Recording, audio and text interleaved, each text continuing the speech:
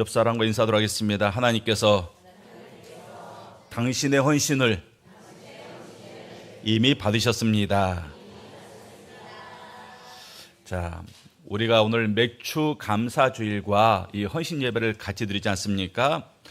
맥주 감사주일은 이 신약의 이 오순절과 같은 절기예요.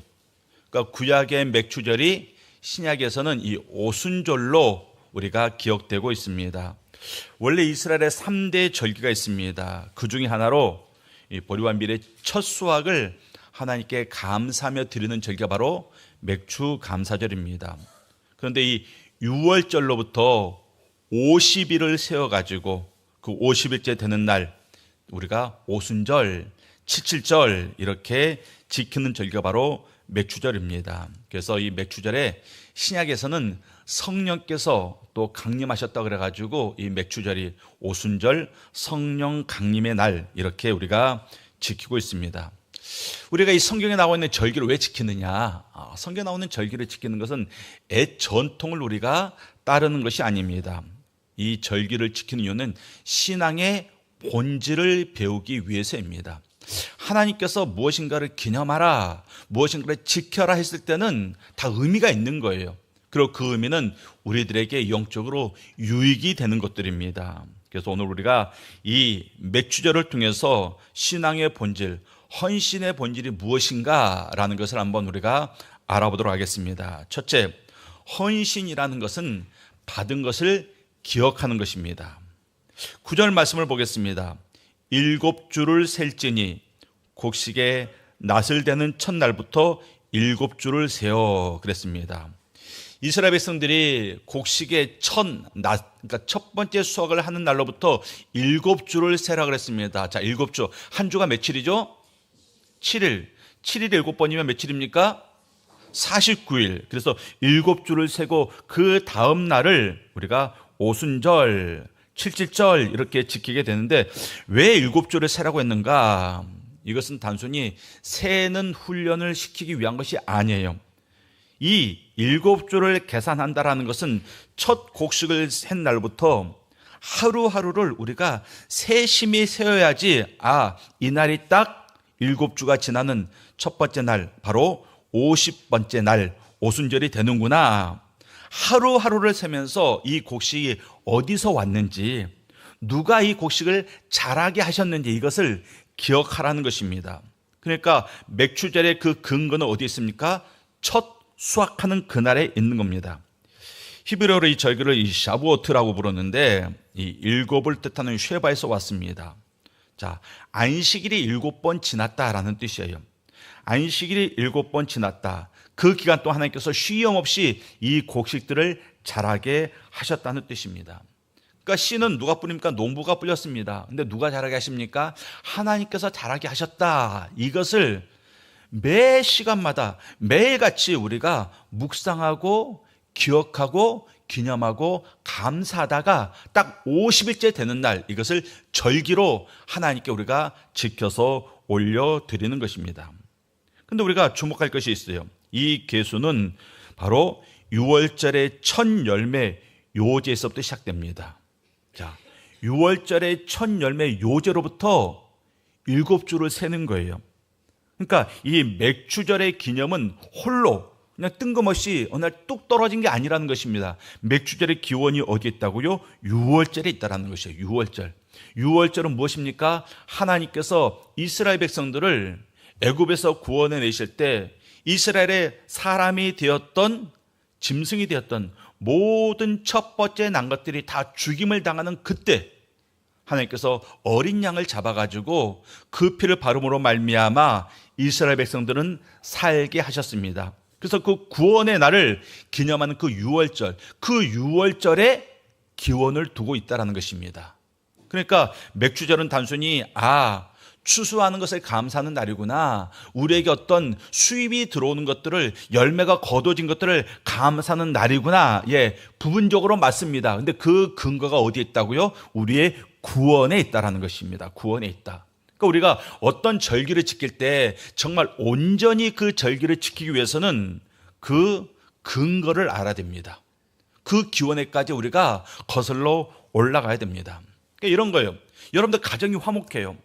그냥 부부간에 그냥 금실이 좋고 화목하고 자녀들도 너무나도 잘 자라고 있고 가정이 천국 같습니다. 그러면 그냥 우리 가정 너무나도 좋구나, 여기에 우리의 감사가 머물러 있는 것이 아니라 어디로 가야 됩니까? 그 가정의 첫 시작, 첫 출발점, 그 배우자와의 그 결혼식 날을 우리가 감사해야 되는 겁니다.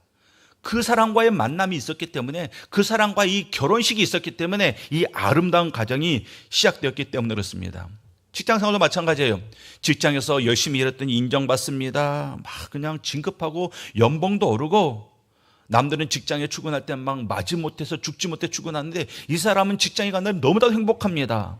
그러면 무엇을 기억해야 됩니까? 내가 이 직장에 첫 합격했던 그날, 첫 출근했던 그날, 어떤 마음으로 내가 그날을 우리가 맞이했었는가. 그래서 우리가 기억하며 감사해야 된다는 거예요. 여러분들 생일이 되면 기뻐하잖아요. 감사하잖아요. 생일 되면 막 생일 감사헌금 드리는데, 생일날 진정한 감사를 드리기 위해서는 무엇을 생각해야 됩니까? 야, 내가 태어났구나, 복된 날이구나. 내 생일은, 어떤 사람은 그래, 내 생일은 무조건 일주일이야, 그래가지고 일주일 동안 기념해야 돼, 막 그런 사람도 있는데, 여러분들 내 생일이 정말 진정한 감사가 되기 위해서는 무엇을 기억해야 됩니까? 배 아파 나를 낳으신 엄마의 그 출산의 수고를 기억해야 돼요. 그래야 그 생일의 감사가 진정한 감사가 되는 겁니다. 그러니까 여러분들이 여러분들의 복을 누릴 때 그냥 복, 열매, 이것만 바라보는 게 아니라 이 열매가 어디서 왔는가, 어떻게 나에게 왔는가, 이것을 놓치면 진정한 감사가 어렵습니다. 그러니까 맥추절을 우리가 진정한 감사로 오늘 올려드리기 위해서는 맥추절의 기원, 6월절 그 구원의 역사를 알아야 한다는 것입니다. 여러분들이 열심히 수고하고 노력하면서 살아갑니다. 대충 살지 않아요. 요즘 이 시대는 대충 살아서는 살 수 없습니다. 대충 공부해서는 견딜 수 없고요, 대충 직장생활에서는 견딜 수 없습니다. 얼마나 치열한지 모릅니다. 여러분들 정말 열심히 살고 있어요. 그래서 그 열심히 살면서 어떤 열매들을 거두었습니다. 근데 그 열매가 순수하게 내 노력으로만 거두어졌다, 그렇게 말할 수 있습니까? 절대 그렇게 말할 수 없어요. 그 노력이 가능하도록 나를 그 자리에 세워주신 그 손길이 있었습니다. 그 노력이 중간에 포기되지 않도록 지속적으로 그 노력을 기울일 수 있도록 나에게 끊임없이 힘을 북돋아 주었던 그분이 있었다라는 것입니다. 그 처음이 있었기 때문에, 그 손길이 있었기 때문에 지금 내가 이 열매를 손에 쥐고 있는 것입니다. 한국교회 한참 초창기 부흥의 역사를 이루어갈 때 제가 어렸을 때도 그 현장을 본 적이 있습니다. 이 성도님들 가정마다 쌀통 옆에 통이 하나 있었어요. 무슨 통이 있었을까요? 성미통. 아시네. 그래서 어머니들이, 믿음의 어머니들이 밥을 할 때 자기 가족들을 위해서 쌀을 푸잖아요. 그때 꼭 성미통에 한 줌씩 같이 덜었습니다. 우리 가족들이 이 먹고 사는 이 음식이, 쌀이 누구에게 왔다고요? 하나님께 왔음을 감사하면서 이 쌀을 성미라는 이름으로 또 교회에 올려드리기 위해서 항상 식사할 때마다 쌀을 한 움큼씩 집어서 성미통에 집어넣었습니다. 저는 그것을 보고 자랐어요. 이것이 무엇을 의미하는 겁니까? 매일의 양식이 내 노력으로만 주어진 게 아니라 하나님의 은혜로 주어졌다는 것을 삶으로 이처럼 보여주는 것입니다. 여러분들, 우리 교회가 건축을 했습니다. 얼마나 감사합니까? 제 기억에 보통 이맘때쯤 해가지고 몇 번 예배 시간에 정전이 됐었어요. 그렇죠? 장마 때 막 지붕 샜었습니다. 근데 우리가 지금 이렇게 깨끗하고 아름다운 성전에서 우리가 예배를 드립니다. 너무나도 감사합니다. 근데 지금의 이 시간을 감사하기 위해서 우리가 무엇을 기억해야 됩니까? 1965년 1월 달에 처음 영성교회를 설립한 그 이춘삼 전도사님을 기억해야 됩니다. 그리고 10월 달에 오시고 또 그 다음에 3월 달에 목사 안수를 받으신 우리 정봉구 목사님을 기억해야 됩니다. 그분들을 기억해야 됩니다. 영성교회 기원과 시작을 기억할 때, 뿌리를 기억할 때 이 건축이 진정한 감사로 우리에게 다가오고 또한 진정한 감사를 하나님께 올려드릴 수 있기 때문에 그렇습니다. 여러분들이 누리는 것들의 시작이 있습니다. 그 시작을 알아야 돼요. 내가 누리는 이것이 시작이 어떠했는가, 어디로부터 시작되었는가? 누구로부터 왔습니까? 하나님께로부터 왔어요. 그것을 우리가 기억해야 됩니다. 그것이 바로 바른 헌신과 바른 섬김과 바른 신앙생활의 가장 기본이 되는 겁니다. 신명기 8장 17절로 18절은 우리에게 이렇게 말씀하고 있습니다. 신명기 8장 17절로 18절, 제가 17절을 보고 여러분들이 18절이 있습니다. 그러나 내가 마음에 이르기를 내 능력과 내 손의 힘으로 내가 이 재물을 얻었다 말할 것이라. 내 하나님 여호와를 기억하라. 그가 내게 재물 얻을 능력을 주셨음이라. 이같이 하심은 내 조상들에게 맹세하신 언약을 오늘과 같이 이루려 하심이니라. 보세요. 사람은 뭐라고 말합니까? 이 재물 내 손으로 내 능력으로 얻었다 그렇게 말하는데 하나님께서 뭐라고 말씀하신다고요? 너에게 재물 얻을 능력을 주셨음이라. 그 여호와를 기억하라 이렇게 말씀하고 있습니다. 그래서 오늘 우리가 지키는 이 맥주절은 어떤 날입니까? 바로 그 기억을 회복하는 절기입니다. 근데 이게 쉽게 안 돼요. 기억한다고 기억이 맨날 납니까? 요즘 이제 기억 잘 안 나요. 특히 매일같이 핸드폰만 보고 사는 세대에서는요, 기억이 안 납니다. 자기 부모님 전화번호도 기억 못하는 사람들이 있을 겁니다. 왜? 그냥 단축번호 누르면 되니까. 요즘은 기억을 안 해요. 그래서 쉽게 기억이 안 됩니다. 기억을 훈련해야 됩니다. 여러분들 매일같이 배운 것들을 반복해서 기억하고 복습하는 학생들, 공부 잘하는 학생이에요. 공부 잘할 수밖에 없습니다. 또 매일같이 훈련하고 또 훈련하는 병사는 특급 병사가 됩니다. 훌륭한 군사가 됩니다. 마찬가지로 매일같이 훈련하고 훈련하는 성도는 훌륭한 성도가 되더라는 것입니다. 그러니 매일 훈련해야 되는데 무엇을 훈련해야 되는가? 여러분들 잠들기 전에 딱 여러분들 생각하세요. 오늘 하루 나에게 감사한 것 3가지. 감사한 것 3가지 기억해 보십시오. 이것도 감사했고 이것도 감사했고 이것도 감사했고, 아침에 밥을 했는데 밥이 너무나도 잘 됐어. 그냥 윤기가 잘, 그거 감사하지 않습니까? 어떤 분이 그러더라고요. 그 윤기가 잘 흐르는 그 밥, 처음 하면 그 밭을 이렇게 한 숟갈 퍼서 먹는 그게 그렇게 맛있대요. 밥이 잘 돼도 감사합니다. 지른 밥 되지 않고, 설익은 밥 되지 않고, 밥이 잘 된 것도 감사해요. 아침에 출근하는데 길이 막히지 않았어요. 그것도 감사합니다. 감사한 게 얼마나 많습니까? 그런데 3가지만 생각하십시오. 3가지만 생각하고, 그리고 그것들이 어디서부터 왔는지 한번 생각을 해보시죠. 이 감사가 어디로부터 시작되었는가? 그것이 훈련해야 됩니다. 여러분들 하루 3끼 굶지 않고 밥을 먹었으면 감사하죠. 그 3끼 밥이 어떻게 내 앞에까지 오게 되었는가 생각하라는 것입니다. 일이 뭔가 잘 풀렸어요. 계약이 잘 됐습니다. 그러면 왜 이렇게 일이 잘 풀렸는지 그 원인을 우리가 생각해 보자라는 것입니다. 오늘 우리가 헌신 예배로 드립니다. 여러분들, 우리 여전도원들 정말 열심히 헌신하고 있습니다. 그 헌신이 어디로부터 왔을까요? 여러분들의 힘과 여러분들의 능력으로부터 왔습니까? 아닙니다. 하나님의 은혜로부터 시작이 된 겁니다. 힘이 있고 재능이 있어도요, 헌신의 자리에 서지 않는 사람들이 있습니다. 그런데 하나님께서 우리에게 믿음을 주셨고 은혜를 주셨기 때문에 이 헌신을 이룰 수가 있었던 것입니다. 그러니까 감사한 거예요. 무엇보다도 우리의 삶의 여정, 신앙의 여정에서 하나님이 나를 처음 구원하신 그때를 우리가 기억할 수 있기를 바랍니다. 오늘의 열매를 세기 전에 바로 그 시작점을 먼저 기억하시기 바랍니다. 그래야 온전한 헌신을 이룰 수가 있습니다. 2번째로 헌신은 처음 것을 드리는 것입니다. 처음 것을 드리는 것입니다. 자, 맥주절에 대해서 기록하고 있는 다른 성경을 한번 보도록 하겠습니다. 레위기 23장 17절입니다. 레위기 23장 17절 말씀. 우리 성도님들이 함께 여러분들 합독하도록 하겠습니다. 자, 시작. 너희의 초소에서 10분의 2의 바로 만든 떡 2개를 가져다가 흔들지니 이는 고운 가루에 누룩을 넣어서 구운 것이요 이는 첫 요제로 여호와께 드리는 것이며. 자, 이 레위기 23장 17절 말씀, 이것도 지금 이 맥주절에 제사된 규례 가운데 하나입니다. 이 맥주절에 드리는 것은 마지막 거둔 게 아니라 첫 번째 수확물이다 이렇게 말하고 있습니다. 첫 요제로 여호와께 드리는 것이며, 자, 농사를 지어보신 분들은 아실 거예요. 추수가 다 끝나기까지는 끝난 게 아니죠. 추수가 다 끝나야 끝난 겁니다. 지금의 농기계가 좋아가지고 하루 만에 파종하고 하루 만에 추수하고 다 하는데, 옛날에는 여러 날 걸렸어요. 하루에 다 끝나지 않았습니다. 그래서 오늘 추수를 시작했는데 내일 폭풍우가 올 수도 있는 겁니다. 오늘 거두었다고 끝까지 거둔다는 보장이 없어요.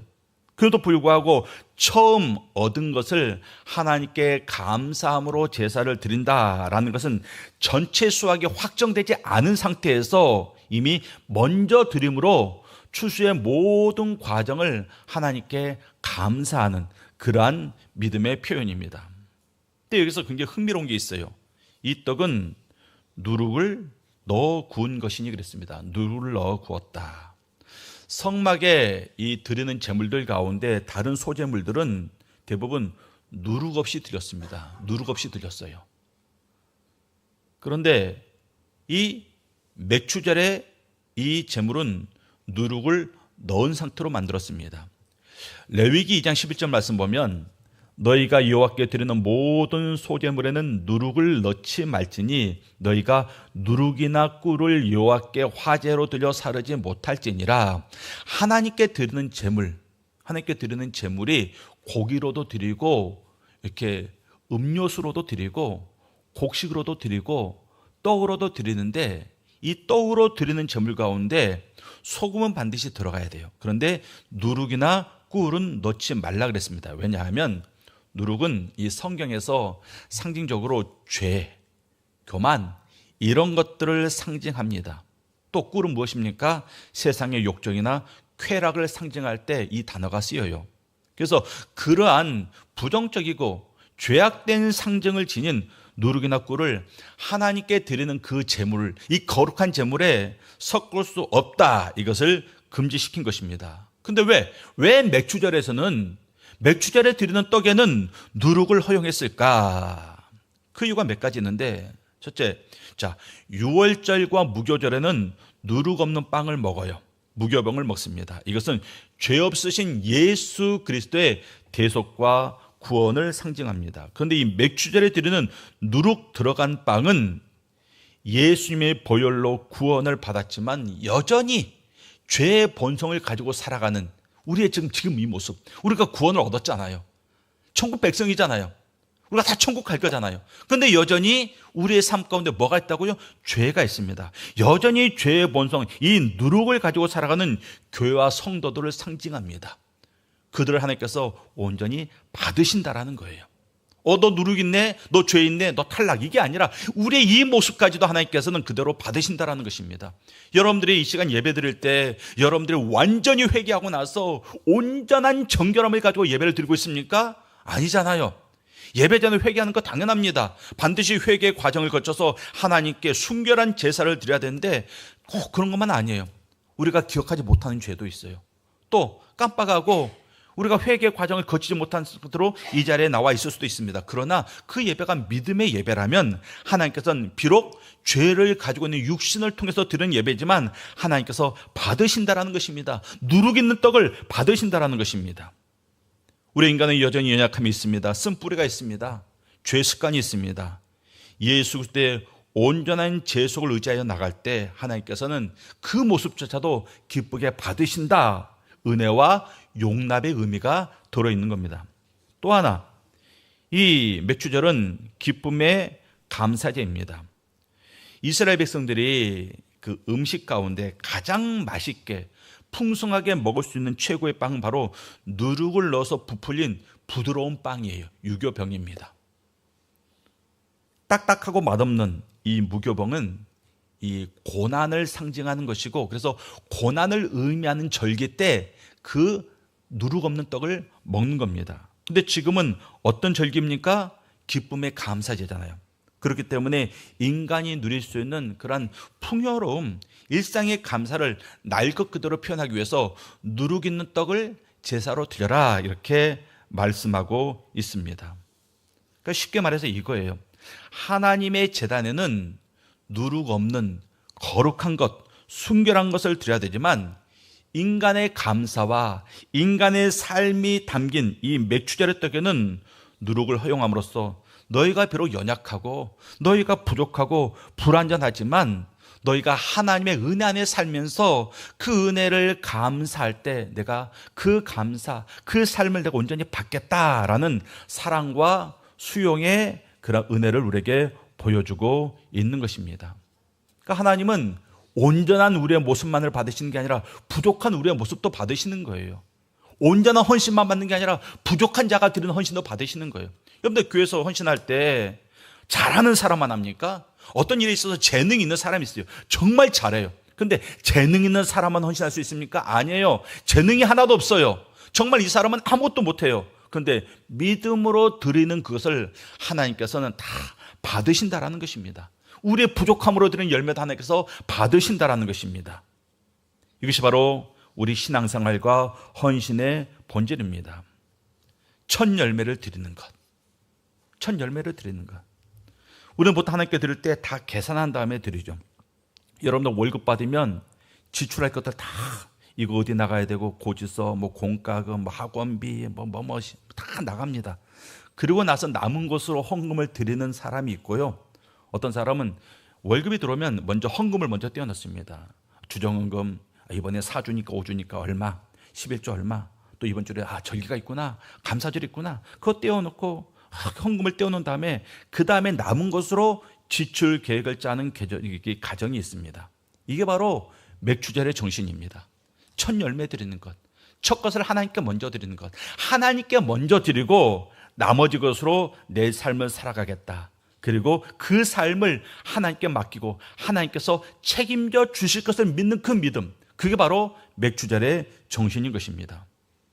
내가 먼저 드려도 충분히 먹고 살 수 있네, 이 계산이 아니라 내가 먼저 드리면 나머지는 하나님께서 채우실 거야, 이런 믿음으로 드리는, 이 신뢰함으로 드리는, 이것이 바로 첫 것을 드리는 그런 맥주절의 정신이 된다는 것입니다.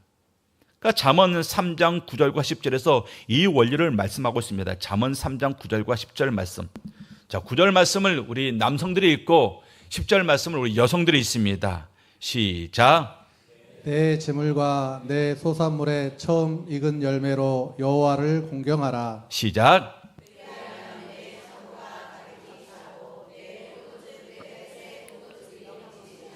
자, 보십시오. 내 재물과 소산물의 처음 익은 열매로 여호와를 공경하라. 그러면 내 창고가 가득히 차고 내 포도즙 틀에 새 포도즙이 넘치리라. 하나님께서 말씀하셨습니다. 제가 말한 게 아니에요. 하나님께서 말씀하셨으면 반드시 그대로 이루십니다. 그래서 아멘, 믿음대로 될지어다. 그래서 찰스 스펄전 헌금에 대해서 이렇게 말합니다. 하나님이 먼저시다라는 것을 삶의 순서로 증명하는 것. 헌금은 뭐라고요? 예배 시간 헌금해야지. 예배 순서 가운데 있기 때문에 그냥 드리는 게 아니라 바로 나에게 주어진 모든 것들 가운데 먼저 하나님께 드린다. 내 삶의 우선순위는 하나님이 먼저다. 이것을 증명하는 게 헌금이다. 그렇게 말하고 있습니다. 액수가 중요한 게 아니에요. 헌금을 얼마 냈느냐가 중요한 게 아니라 어떤 마음으로 드렸느냐. 하나님이 먼저지, 하나님이 우선이지, 이 마음으로 드리는 이것이 바로 헌금의 바른 정신이고 바로 맥주절의 정신이 된다는 것입니다. 성경에 나오잖아요. 열왕기상 17장에 사르밧 과부의 이야기가 나옵니다. 기근입니다. 가루에 딱 한 끼 먹을 거 남았습니다. 그거 먹고 죽으려고 했어요, 자기 아들하고. 그런데 엘리야가 와서 뭐라고 말합니까? 그거 떡 만들어서 놔줘 그러잖아요. 저 같으면 이 사르밧 과부보다 더 믿음이 안 좋을 것 같아요. 어디서 그런 파렴치한 짓을 하냐고, 당신이 진짜 선지자 맞냐고, 저는 그래서 막 내쫓았을 겁니다. 그런데 이 과부는 믿음이 좋았어요. 자기들은 먹고 죽으려고 했던 건 마지막 남은 것을 엘리야에게 주었습니다. 그랬을 때 통에 가루가 떨어지지 않았고 병에 기름이 없어지지 않았습니다. 계산 후에 헌신한 게 아니에요. 계산이 들어가면요, 믿음이 들어가지 못합니다. 계산이 들어갈 자리에 믿음이 들어갈 때 비로소 온전한 헌신이 가능합니다. 우리가 물질의 헌신이 되었던, 시간의 헌신이 되었던, 어떤 재능의 헌신이 되었던 내 계산에 따라서 드리는 게 아니라 믿음을 따라서 드리는 거예요. 그게 바로 바른 헌신입니다. 그러한 헌신이 기적을 나타내는 것입니다. 항상 어떤 일 할 때마다 계산이 먼저 들어가면요, 믿음이 어렵습니다. 부자 청년이 예수님을 찾아왔어요. 이렇게 물어봅니다. 내가 어떻게 해야 구원 얻을 수 있습니까? 예수님이 뭐라고 말씀하십니까? 네 소유를 다 팔아서 가난한 자에게 나눠주고 너는 나를 따르라. 부자 청년이 계산했어요. 내 소유를 다 팔아. 부자 청년이잖아요. 부자. 돈이 많아요. 또 청년이에요. 부자인데 그냥 내일 모레 천국 가실 분이면 그래, 물질이 무슨 소용이 있나 그랬는데, 청년이에요. 앞으로 살아갈 날이 창창합니다. 돈이 많아요. 계산합니다. 이 많은 돈, 앞으로 내가 살아갈 날이 얼마나 많은데 누려야지. 계산하다 보니까 근심하면서 예수님을 떠나갔다 말하고 있습니다. 예수님께서 말씀하시잖아요. 부자가 천국 가는 것이 낙타가 바늘귀로 들어가는 것보다 어렵다. 그러니까 예수님 앞에서 계산하면 이미 축복과 구원으로부터 멀어집니다. 우리 성도님들, 오늘 여전도 회원들, 여러분들 헌신의 자리에서 계산하지 마세요. 계산하지 말고 믿음으로 행할 수 있기를 바랍니다. 아멘. 세 번째 헌신은 무엇입니까? 함께 나누는 것입니다. 레위기 23장 22절 말씀은 뜻밖의 명령이 주어지고 있습니다. 한번 보도록 하겠습니다. 레위기 23장 22절 말씀 함께 있습니다. 너희 땅에 곡물을 벨 때 반 모퉁이까지 다 베지 말며 떨어진 것을 줍지 말고 그것을 가난한 자와 거류민을 위하여 남겨두라. 나는 너희의 하나님 여호와이니라. 이 명령이 언제 주어졌습니까? 맥추절의 절기를 마무리하면서 이 명령이 주어졌어요. 추수하면서 땅이 흘리잖아요. 그까지 다 그냥 싹 쓸어서 가져가지 말고 땅에 떨어진 것들을 남겨두라.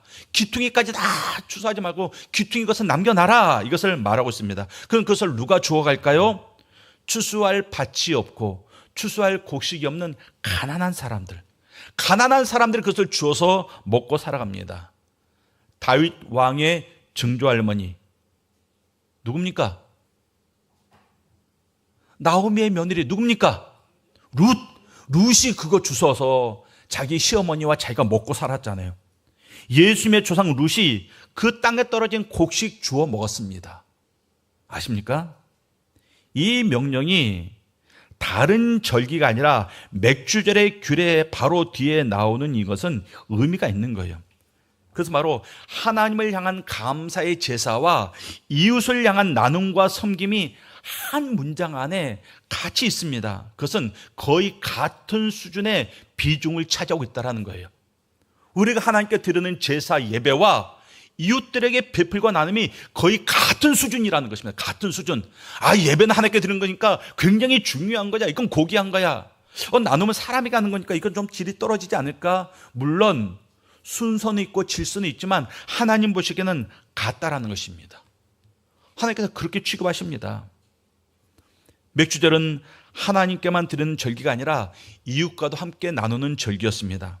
그래서 반 모퉁이의 것을 남겨두라. 이것은 수확의 기쁨을 나 혼자 누리지 말고 네가 받은 복을 너를 통해서 다른 사람에게도 흘러 들어가게 하라. 이것을 말하는 겁니다. 그래서 옛날에 우리 조상님들은 예수님 안 믿었어도요, 잔치 때가 되면요 온 동네 사람들 다 초청해서 주었습니다. 지금은 없죠. 각설이. 우리 때는 거지라고 불렀습니다. 요즘은 거지가 없잖아요. 거기 뭐 노숙자 비슷하게 그렇게 부르고 있는데, 제가 어렸을 때만 해도 동네마다 거지가 있었어요.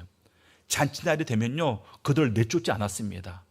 그들이 찾아오면 어떻게 소문 듣고 잘 찾아와요. 그러면 그냥 한 상 차려주고 그랬습니다. 왜? 잔치날에는 그렇게 하는 게 맞기 때문에 그래요.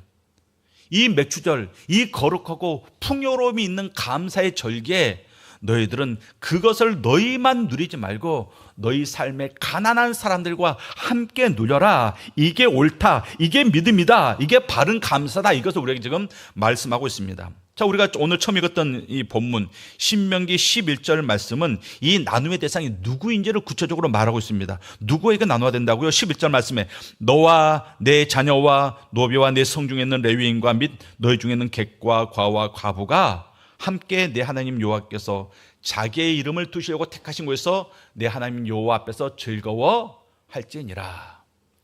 자, 너와 내 자녀, 아들과 딸, 자, 내 피부치들, 내 육신의 피부치들을 말하는 겁니다. 그다음에 누가 있습니까? 레위인. 레위인은 성전에서 일하는 사람들이죠. 영적 생활을 책임지는 사람들. 마지막으로 누굽니까? 객과 과와 과부. 삶의 경제적인 기반이 없는 사람들. 그들과 함께 너희가 맥주절을 누려라, 섬겨라, 즐겨라 이렇게 말씀하고 있습니다. 그러니까 헌신은 무엇입니까? 결론적으로 이거예요. 받은 복을 나 혼자 움켜쥐고 있는 게 아니라 흘려보내는 것. 받은 복이 있으면 그 가운데 일부는 하나님께 올려드리고 일부는 또 이웃들에게 나누는 것. 제가 여러분들에게 여러 번 말씀했습니다. 여러분들 월급을 받잖아요.